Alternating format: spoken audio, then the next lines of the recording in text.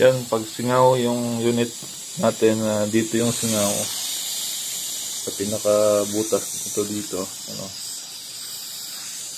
Yan. Ito yung o-ring na papalitan natin, yan, yung maliit. Tanggalin natin to. Ubos yung hangin. Singaw siya. Yan, tanggalin natin to. Matigas to.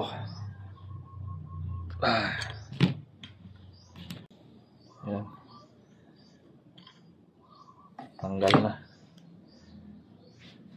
Kaya pala kinaumagaan, wala nang hangin.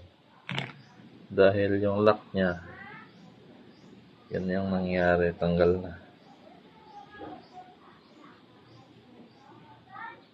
Durog. Yan yung problema sa puting o-ring. So ito yung regulator kit. Ito yung pinakamaliit yung gagamitin natin. Yan o, napakaliit lang. Lagyan natin ang silicone oil.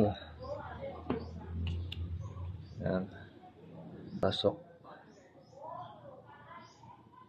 Yan.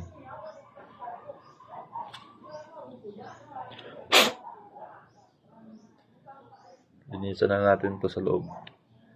Ano? Yan, balik natin. Tingnan natin kung hindi siya sisingaw to. Yan.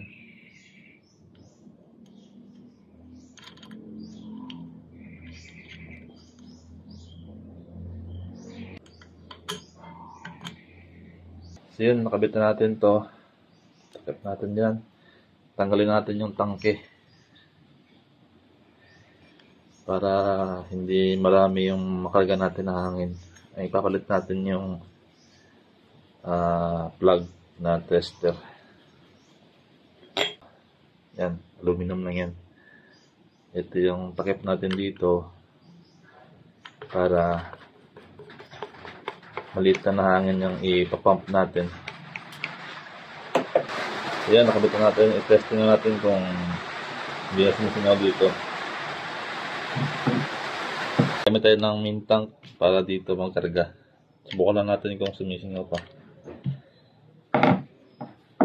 Ayan, buksan natin. Ilak natin to. Tapos buksan to. Lakas yung valve, yung hammer ko.